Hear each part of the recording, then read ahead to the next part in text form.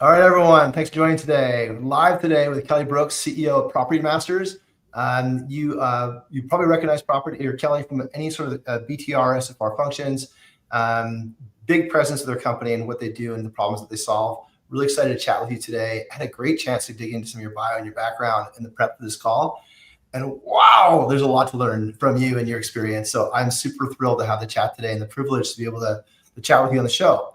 Like everybody, whenever you're joining the Getting the Hell Yes, the point of the podcast today and or the show today, and why we seek to understand a little bit more is we really want to talk about the buyers. So there's always personalities and people we know into the business, but we ultimately want to dig in and what is the problem that they're seeking to solve? Who is seeking to solve that? Why are they seeking to solve that? When are they seeking to solve that? And then what kind of signals are they giving off that that we can use to find these leads? Because the goal is to help people achieve their goals, help people reach their goals, and those are what Hell Yes buyers look like. As always, it's brought to you by IRCX. We're AI remote maintenance software for property management industry, helping you save trips, helping you standardize your remote experiences, solve a lot of the labor problems that people are feeling right now, and do it in a quick and kind of technology relevant way that's really easy to deploy. And so if there's any questions about that, shoot me a link. You can DM me later on and we'll have a chat. But today it's about Kelly, it's about Property Masters.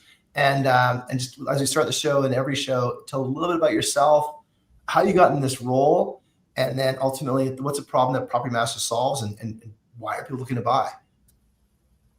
Perfect. Thanks, Guillermo. Appreciate you having me today. So my journey started with Property Masters nearly 20 years ago, not to date myself, as I've already told you.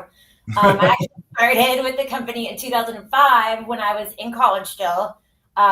Working here all day and then going to school at night to finish my degree in economics. And the company was still pretty small. I mean, we were just in Metro Atlanta. So I've had the privilege of helping it grow into a semi-national renovation provider. Today, we work across 23 states and serve some of the largest institutional real estate owners in the country. And you mentioned a bit about some of the institutionals that are like governmental versus non-governmental. And a bit of that in our prep call just now. And then, but like, what are they looking to solve? Like renovations sounds like something that everyone can live and deal with, but why do they go and seek Property Masters? Why do they seek a firm? Why don't they just do it themselves? So my sort of like elevator pitch on that question is we take the headache out of large scale property renovations. For institutional owners, speed, quality, and consistency are everything. And that's just really hard to pull off across hundreds of thousands of homes. So that's where we come in. We've built a system that delivers consistent, high quality renovations at scale so our clients can focus on growing portfolios instead of chasing around contractors. So their hell yes for us is we make them look good. We save them time and we protect their bottom line. Gotcha. So if they don't do that, like, I mean, obviously it's funny, the protecting the bottom line thing is a interesting conversation to double click on. Because like, while every decision should have a flavor around protecting the bottom line, when you talked about speed, quality, and consistency, those are inputs into the bottom line, not directly related to the bottom line. Obviously, you do things faster, you're going to have less, a number of different things, and the quality and consistency. And like we talked earlier, usually people try and choose two versus all three.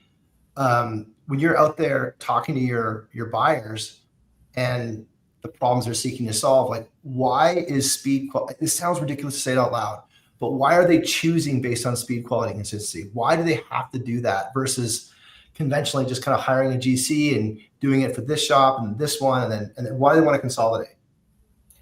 Well, I mean, everybody knows time is money. So the longer this house is sitting in a state that it's not repaired or not maintained, it's costing them more money. They don't have a resident in that house. They're not able to list it and sell the home. They can't get it off their balance sheet. Whatever that end goal is, the longer that this property is caught in this repair cycle, the longer that they can't get to whatever their disposition strategy is. Right. So, I mean, that's the time piece. For consistency, like our clients, because they have so many assets, they need to have a consistent model that they can replicate and know their estimated expenditures. So like our pricing is consistent across all of our markets. We can load in a price list for the clients that we agree upon, whether it's their own program price or whether we come up with a price list together. And that's what they're going to get every single time. Like our project managers in the field cannot modify the pricing. So it's consistent. They know what to expect. They're going to get the same level of service every single time. All of our project managers in the field are salaried. We have one of the most tenured staff in the industry. Obviously, we've been around a while. I have project managers that have been with me since day one. So we really work hard on keeping that experience level, keeping our people happy, working on the culture so that people want to stay with us. And that's just, that trickles down to the service that we can provide our clients. And then because you've got speed and consistency, quality is obviously like number one. Right, but a lot of people don't know how to get there. That's true.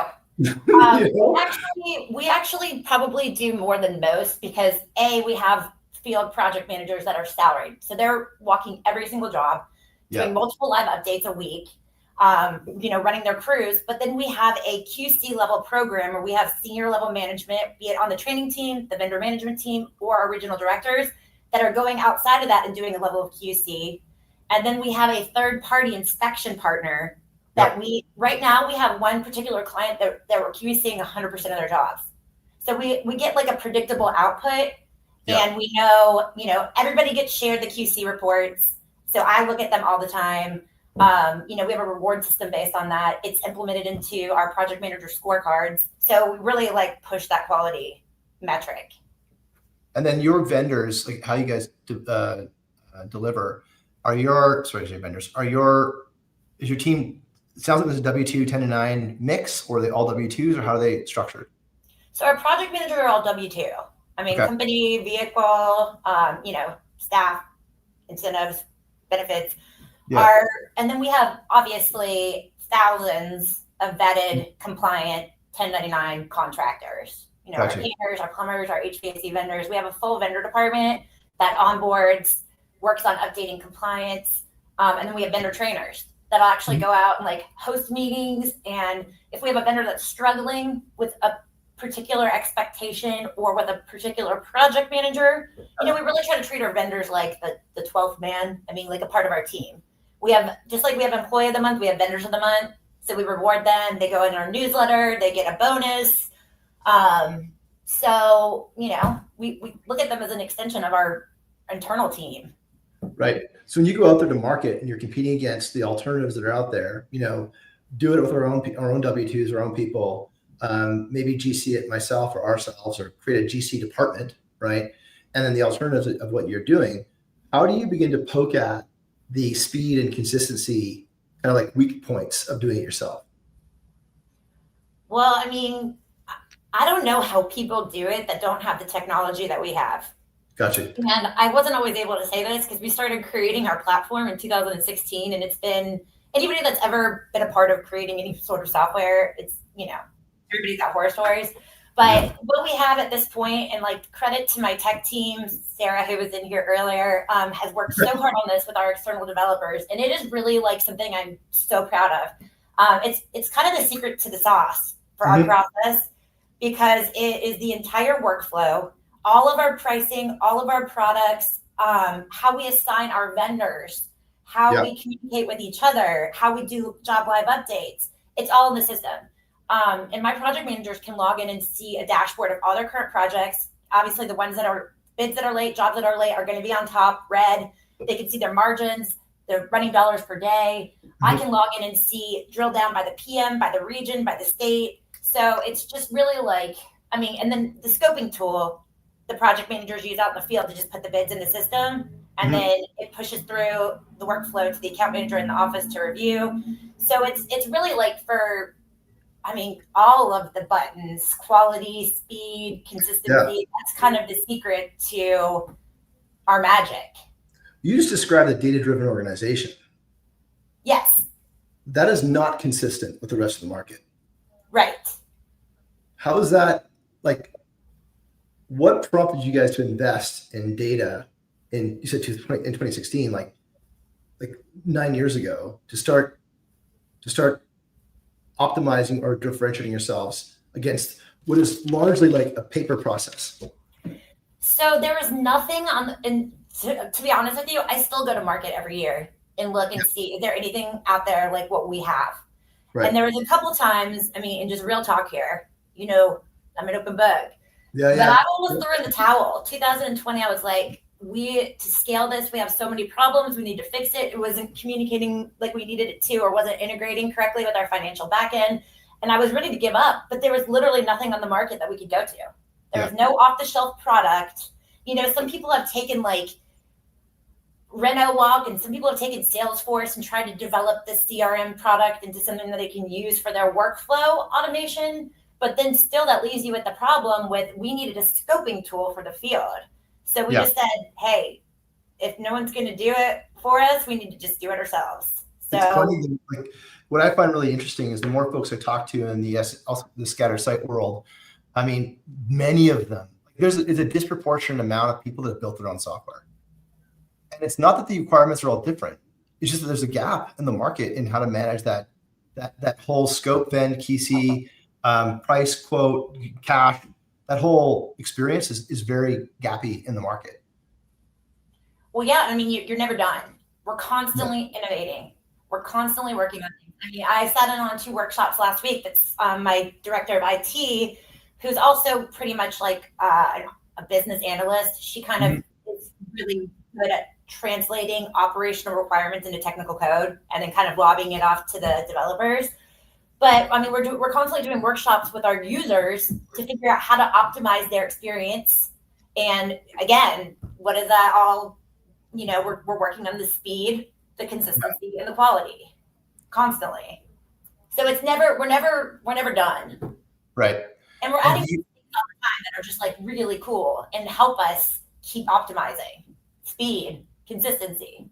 Yeah. When you reveal that, like when you're in go-to-market and you talk to your customers about that, like we've got this one slide in our pitch deck, and it's like the chaos of the current state, right? Trips back and forth, you're redoing things, all these things. Like, but we're selling technology, which link to an outcome. You're talking about outcomes with respect to speed and quality.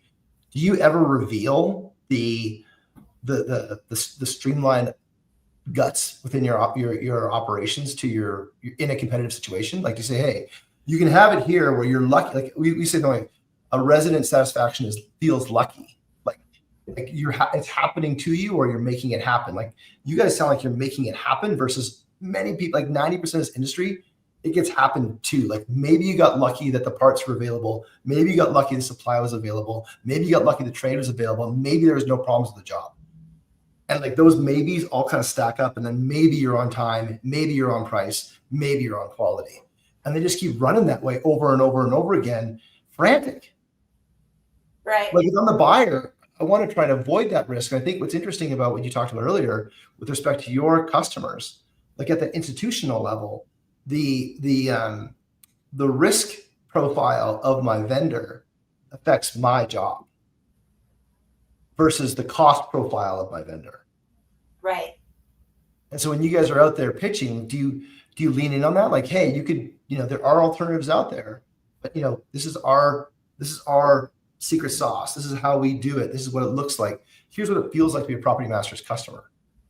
Yes, we actually, there's kind of 2 folds to that. So we regularly demo and show our clients, current clients, prospective clients, our technology, because we feel like it's a market differentiator. It makes us unique.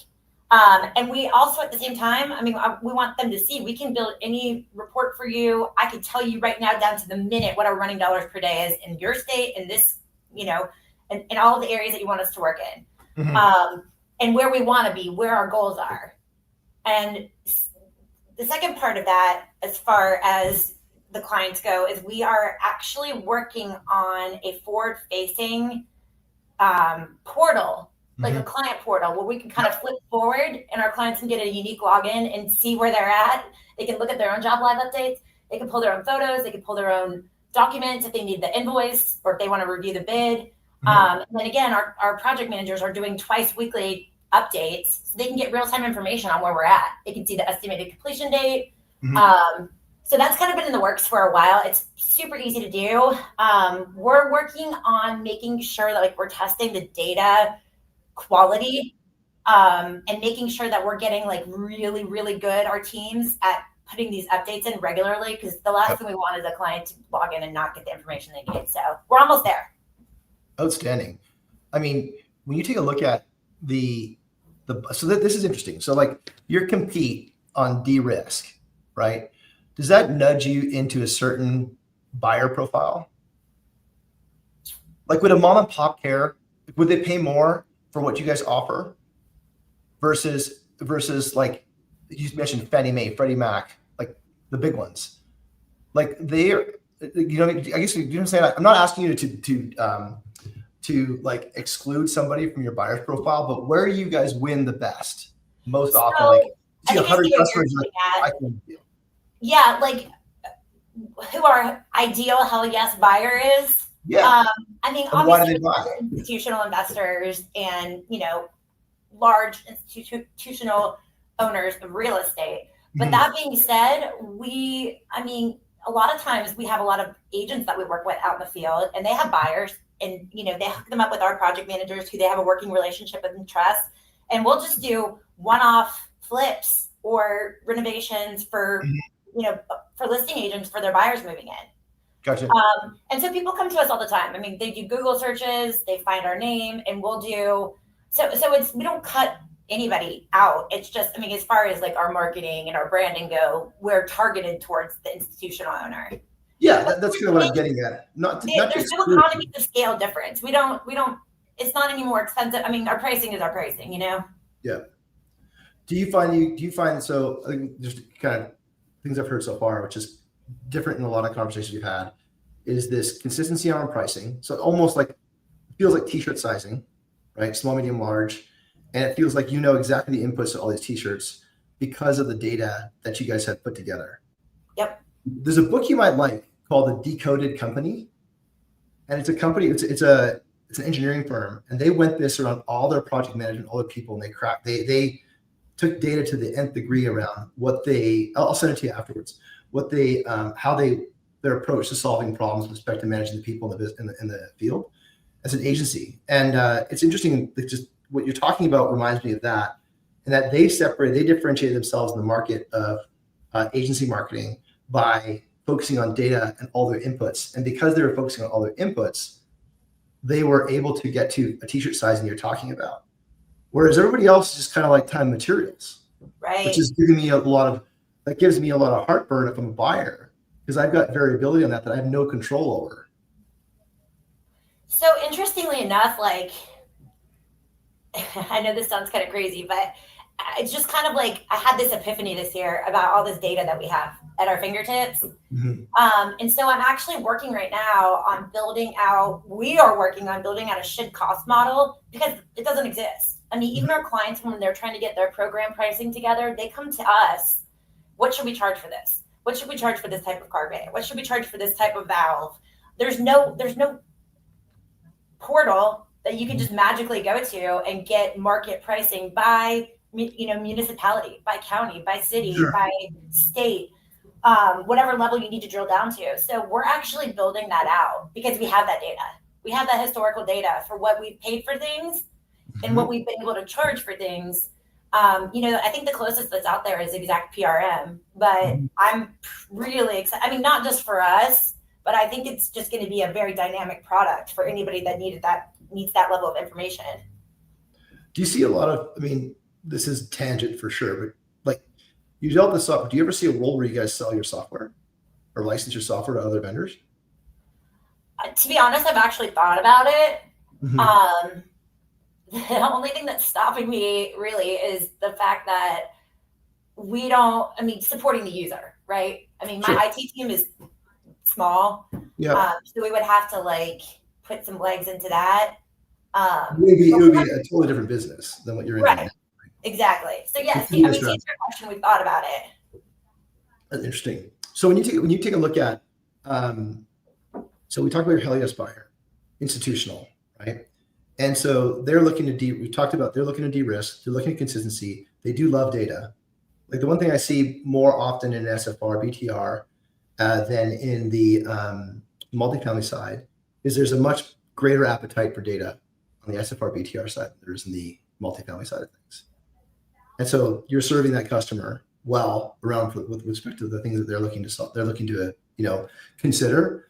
When you guys go into market, like, is there ever an urgency angle that you need to pull, you need to kind of like thread? Like, how do you, like, do you ever have deals that slide out next quarter, 2 quarters from now, like they just keep pushing out, or do they come to you and they already have a timeline on their hands, like the revenue timeline you mentioned? I mean, we all have like a standard. I mean, most of the time it's $1,000 per day. I mean, that's what any client will tell you that they're shooting for. I don't think that's realistic. For what? For that's how much opportunity cost, or that's the. That is like what if a job is $50,000, then you assume it's going to take 50 days. $1,000 per day. That's kind of like what everybody does, averages or factors for the timelines. So, I mean, a lot of times if there's a closing or a resident moving in, I mean, no matter what the job size is, they're like, we need this done next week. Right. We try to make sure that if clients need us to jump, we've been in business a long time. We know we need to jump. Yeah. And that's why we have a lot of these really long-standing, relationships built on trust with our clients. They're truly like partners. But yeah, I mean, we're aiming for this $1,000 a day. Mm-hmm. Really, I mean, our timeline that we use internally for our scorecards is 750, because that's just pretty much when you factor in permitting and having to rely on very outside of your control, like weather, that's kind of like what we're factoring in for time. That's kind of your starting point, and everything else was kind of like contingency. Yeah, I mean, in real estate, like anything else, time is money. So everybody wants things done fast, yesterday. Vacant homes don't generate revenue. No. Our SFR clients need a resident in there. They need a head in the bed. And then our clients, that are more on the default side, I mean, they want to sell that home and create more affordable housing, get an owner occupant in there. But I find interesting, though, the time is money thing, while it's a truism, it doesn't affect everybody the same way. That's true. Like, I find that, especially as we're selling into operations side of things, like the time is like the connection between NOI and time is not something to think about every single day. It's something to think about at the end of the month, right? Maybe every 2 weeks, but it's not something to think about every day. Every single day, they focus on, okay, where are my people? Do I have enough people? Am I closing work orders? Right? Am I turning make readies? Am I closing make readies?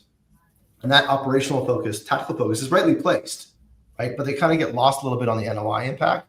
I think sometimes they feel helpless with respect to being able to commit to an NOI improvement, because they feel like NOI or profitability is the money is something that happens way downstream of what they're doing. And so when we talk about NOI to them, they kind of like, they appreciate it. They acknowledge it. They will never, discount it, but they often go, okay, here's the NOI thing. Yeah, that's important. It's critical. There's no doubt about it. That's the P&L.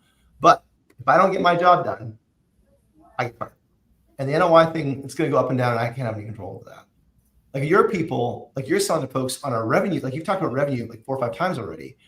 Is their angle that you're buying, they're trying to solve revenue, or they're trying to solve like getting the job done?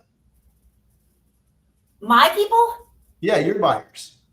My buyers, my clients, I mean, there's a real need, because they're trying to, I mean, they're losing rent. They're losing rent. And they feel that pain every day.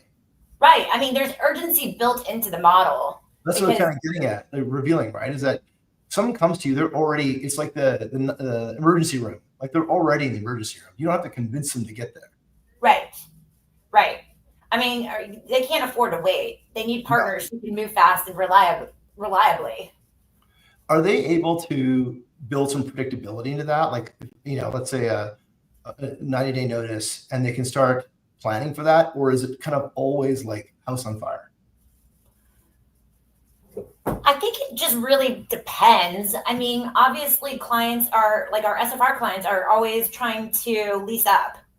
And renew those leases. So they know, like, the leases that are becoming, that aren't going to be renewed. Yeah. And they're going to have to go in there, and we're going to have to do a turn. But as far as my default clients go, there's like a pretty big degree of unpredictability. Like they don't have any forecasts for where things are going to be next year. So I just have to really pay attention to market trends. Any data that I can get from HUD, from FHFA, I mean, even the Federal Reserve Bank, like interest rates, that affects the jobs report. That affects like the default world. So, I mean, just taking little tidbits because I need to know where I need to replace positions or maybe add a second project manager or a third project manager into a given market. So there's a big degree of guesswork there. I mean, for me as an operator in this business on just how to scale and where to scale and when to scale. So explain to me a little bit about that a little bit further. So, it's easy for most people to sit and understand, okay, SFR door comes up, it's got to be turned, put back in the market, that sort of thing. Well, you talk about your institutional and your HUD related stuff. What's happening in that business? How does that business work? Why do they engage property masters? And most importantly, angling into you, like what's happened that they now need to solve that affordability problem that you're talking about? Well, these are homes that are, whether they're with the servicer or the bank or GSD or whatnot, they're foreclosed homes, REO. So you can't let that home sit. And we saw this happen in the housing crisis when the homes were bringing down the comps of the neighborhood and other houses on the street were losing equity in the homes because it was actually these foreclosures were sitting there and dragging the comps down. So a lot of times they're doing the repairs to the home, obviously to, depending on their mission, create more affordable housing. We know that we have a lack of housing, especially affordable housing in this country. And then also, to get the house off their balance sheet, to sell the house. So in order to do that, oftentimes, we're not just making cosmetic upgrades for marketing potential, but the home has been destabilized to a certain extent. The HVAC isn't working, so they can't, if somebody's going to get a loan, the house has to have certain conditions, maintained in order to be able to get a lender approved loan. Okay. And so we talked about the kind of like revenue urgency, but then can you share a little bit of the balance sheet urgency? So like, how do they get this asset that they want to get off their balance sheet, and where does it go? Well, it goes for sale, and hopefully somebody buys it. Yeah. So a bank has picked up something. They don't want to be in the house business, and so they've got an asset they are unwilling to have. They want to get it off their balance sheet because it's gone to foreclosure or whatever. And you mentioned like it's not about making it marketable; it's about making it like ready for sale, which is a different. Is that right? We're going to go in and take a look at all the lender required repairs that are needed. Like it has to have working appliances. It can't have any plumbing leaks. Can't have any broken windows. We make sure it's secure and maintained. And then depending on who the client is, some of our clients want to try to go the extra mile to potentially get more ROI. We're not seeing a whole lot of that right now just because of the general housing climate itself. Right. The lack of inventory, there really isn't a need to try to go overboard. Homes are selling that are on the market pretty quickly, depending on which market it's in. But yeah, that's the difficult part that our technology really helps with, because every single client has a different strategy. Yeah. That is the biggest learning curve for my project managers, because they're all construction experts. They know how to swing the hammer. They know what to do. They have, we have this great team of vendor partners, and we have them scored in our system, and we know what their strengths are, and we know what their weaknesses are. We know how to manage them. But learning those client differences and what the client's overall strategy and what their overall goals are and what their expectations are is really the difficult part to manage. Well, this is what I'm just learning right now and kind of in real time is that, had you asked me really an hour and a half ago, I would have said you guys are in the SFR flipping business or SFR reno and turns business. But now which is all revenue driven. But now I'm getting this whole appreciation of this other side of the business about the foreclosure side of things, and that create the compelling event is the foreclosure that creates the need to have property masters. And then the one thing that kind of bring it all together, what I'm hearing is that because you guys focused on speed and consistency, right, which gives you quality, you're able to have the system, like the machine, the mechanics of it all works for both markets very well. it's not just a glitz and, a lipstick and makeup kind of thing, or marketing purposes. And here comes the photos and all that. You're like the baseline for how we can actually begin to solve these problems for both those that are seeking to get an asset off their balance sheet and for those that are seeking to increase their revenue. That's right. But I hadn't heard that before. And it's been a conversation that just happens, or at least the people that I'm hanging around. Like, we haven't had that conversation very often to think about the foreclosure event that creates the need for a remodel. And we hear often about obviously the resident maintenance request, or maybe the resident non-renewal, creating that prompt. And I just didn't even I haven't even thought about that. I didn't even realize that didn't. I'm revealing myself that things I don't know, but how big a business is that for you guys? Well, I mean, it just varies. It's housing and real estate. I mean, it's cyclical, so it's up, it's down. Right. But with our position, it's sort of unique because when REO is up, SFR is down. And when SFR is up, REO is down. So we kind of straddle those customer groups and can kind of activate that lever as, volume is down in one of those sectors. Yeah. So it's just a unique position to be in. And obviously, there's a lot of crossover. Right. I mean, for example, property managers, listing brokers, you typically find that they're kind of will go back and forth in that niche as well. We work with a lot of listing brokers that have SFR clientele, and also work with REO, right. Yep. So very interesting. So do you find that, and that kind of makes sense in terms of the cycle, right? So now we're heading into this kind of stable period where it's probably both sides of the business are equally as compelling. There's nothing as house on fire or is burning up. Do you find that given that what you guys sell, the speed and consistency differentiator, does either one of those groups lean in on that further? And the question I'm getting to is your competition, right? Or people saying no. When people are, like everything in the world, there's a competitive element to it. Nothing is a freebie. You don't have a monopoly in the market. What different, when you go to market against your competitors for those markets, so let's just speak specifically about REO. In that market, you have big buyers typically. Mm-hmm. And then, this is as I'm learning it, and those big buyers, they just want to have, to your point, predictability. Mm-hmm. They want to be able to hand it off to somebody. And so you're seeking those big buyers that are absorbing. And so I get it. So the interest rate thing, if interest rates go up and there's a certain market that's volatile, there's going to be a lot more REO in that activity. You have a hunch that there's going to be more REO activity in that market, or call it Alabama. And in Alabama, you're going to see the jobs report, administration changes that are going to change policy, or people in positions that control housing changes policy, changes the strategy.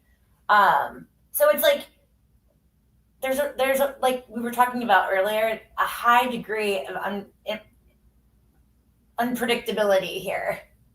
But isn't it funny that someone who 20 years ago was studying economics is now reading economics on every single day, and in those 20 years in between, you're helping people swing hammers. You're helping operate a property renovation, enterprise.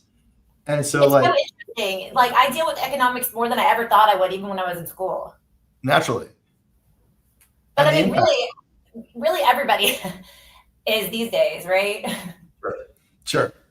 But I just think it's kind of poetic, right? The things that you started out learning about, that you were passionate about, and you're in school, and now you're applying it at this senior level to be able to figure out where to place your chips. Right. It's just funny how life kind of turns out sometimes.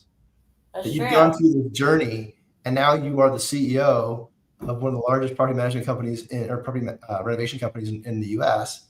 And it's your economics background that is what might differentiate you as a leader from all the other leaders that could have chosen, and knowing how significant that impacts your business. Getting into this REO stuff, you really are moving chips around. You got to kind of round up vendors and you to do all this work because the work is going to come, because it's sad to say, but when things get expensive, people can't afford it. And then on the other side, there's another part of that too. I mean, you know, a lot of the inventory that we see is like hackums, like reverse mortgages. You know, the families don't want to inherit the house, or like just take it. You know, it's not always misfortune. Sure. So I always have to remind people about that. So it doesn't seem like a parasitic industry. Well, I mean, I'm not suggesting like I'm more impressed at I'm impressed at the like looking at those macro functions and being planful about how you're going to run your business. As I said earlier, a big part of this business is very reactive. And so like all of the things that you need to line up, I'll bring it right back to speed and consistency, right? Because you've chosen to compete on speed and consistency. So in the market, if you want it done, you know, on time, on budget, the first time, choose Property Masters. And then you guys are going to be able to deliver on that on a repeatable basis because you have the infrastructure in place. So your proof of record is testimonial to what you'll be able to do. So you as a CEO, and not all CEOs have this luxury. And Guillermo, to that point, I will say something that our clients look for in us is that we're a mainstay. They know that they can give us, I mean, when you're repairing hundreds of homes, renovating hundreds of homes across the country, they need to, I mean, from a risk standpoint, they need to know that we're going to be there. Yeah. We're not fly by night. We're not going to start a bunch of jobs and then disappear. We're going to pull the permits because, you know, I mean, we have a lot to lose. We're going to do all the full compliance. We're going to make sure all of our vendors are paid so they're not filing liens. We're removing a lot of that risk that they're going to see from smaller operations if they're trying to go out there and source thousands of smaller operators, GCs around the country, and, you know, piece these jobs together. Those are the issues they're going to run into. Not having permits pulled, doing unpermitted work, you know, getting charged for things that don't get done. Yeah. And then obviously like the lien situation is always ever present. Well, and if I'm a banker, the things you just described to me starts giving me heartburn before you even finish the last sentence. Because I don't want any to do that stuff. Right. You know, well, and so things people don't think about until they start hitting these problems. And then I can't tell you how many times over the years that we've had to come in and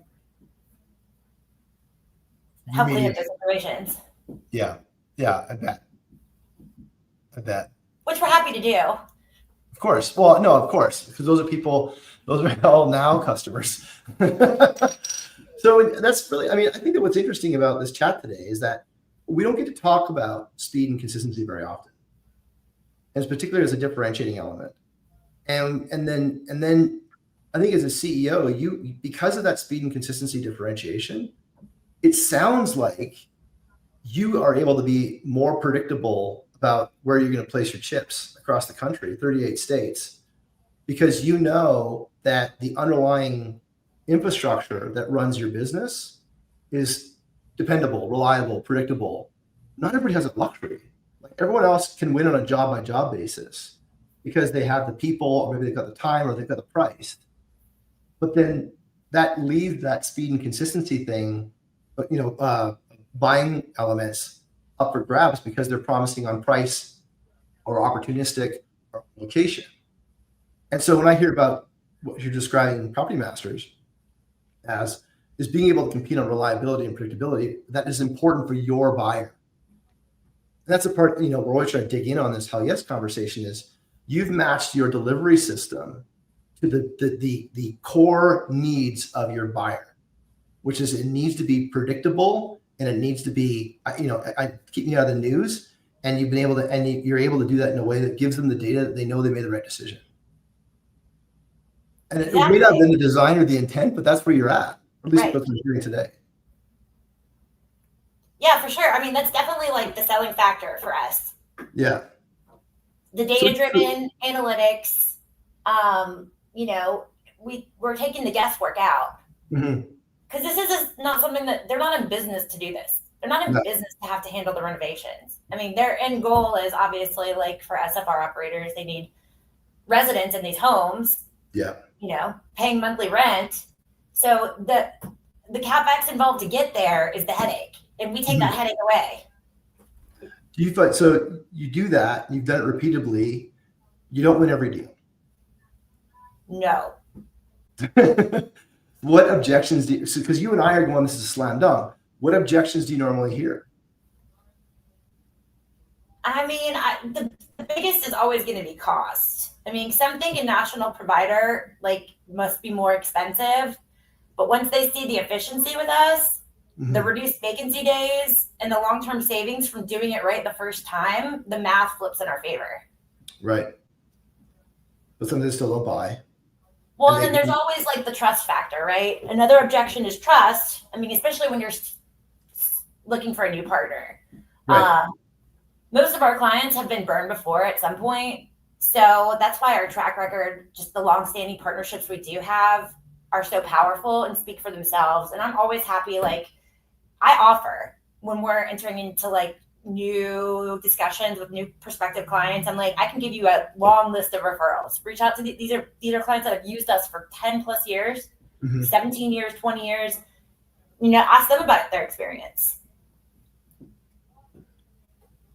And then that gives a conviction to any sort of emotional gap they might have around the decision gets closed. Right. I mean, I won't hire anybody to do anything at my house unless I get references, right? Naturally. So when you take a look at, so, you know, it's interesting when you think about the competitive framework of speed and consistency. Like I just keep saying it over and over again because because it's something we try and sell, right? And I just find many people just don't value that as a decision-making criteria. And so for us in our journey, trying to find that hell yes, it's like trying to find those that value that. And then understanding that if you get that, then you get the predictability around your NOI or whatever you're trying to solve for, right? So it's very refreshing to have this conversation about that compete level and growth curve, because there are people out there that are choosing speed and consistency as a buying criteria. You know, can I make sure this job gets done? You know, it's awesome. So you go back and you take a look at your life. So you had a great career, and either, you know, advice for a younger Kelly or someone who's just joining Property Masters about this sales journey, right?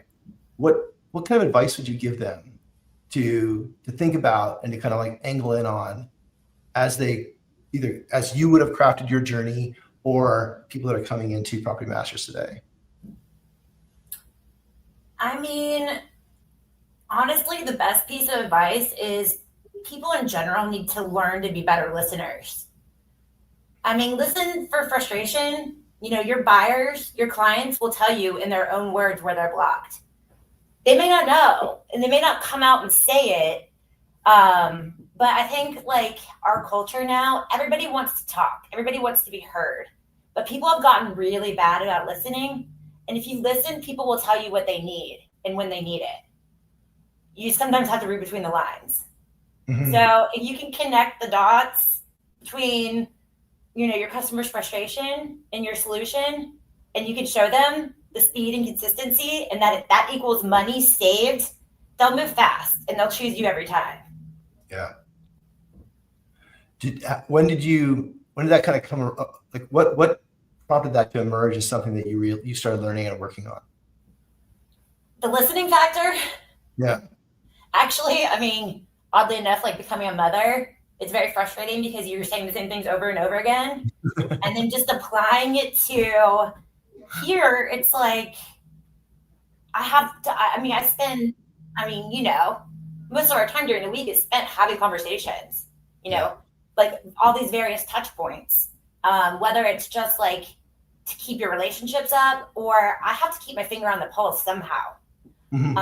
So, you know, to make sure I'm not just spinning my wheels, I have had to like really pull myself back and make sure that I'm like in the right frame of mind to be a good listener. There's no point. And some days I'm not. Some days I'm just not in it. So I'm not going to waste anybody's time or my own time. I'm going to focus on something else. But this has really been kind of like an epiphany in the last couple of years, where I've been actively focused and trying to like coach my team too on the listening aspect. I mean, if you, like I said, if your customers are going to tell you what they need and what their bottleneck is, what their problem is, and it's your job to figure out how you can provide that solution. Mm-hmm. Yep. That's the trick. That's the hell yes, right? And then you figure out what those customers look like and go for them. And then once you figure that out, I mean, it's rinse and repeat. Yeah. It's pretty special. That's awesome. I appreciate that. You're going to some shows coming up here. If you want to run into you at conferences, what conferences you got kind of lined up? I will be in Austin next week. Or no, that's this week. This week. Tomorrow. Tomorrow. I'm going to be sweating down to Texas. I'm going with my business development manager, Brad, Wednesday to Friday. And then I guess I'll see you in Dallas. I'll see you in Dallas for BTR. And then I have 5-star at the end of September. Nice. So those are my next kind of events on the calendar. Well, if anyone's listening, they want to catch up with Kelly, those are the events. And then LinkedIn, what's the best way to get a hold of you if someone wants to chat?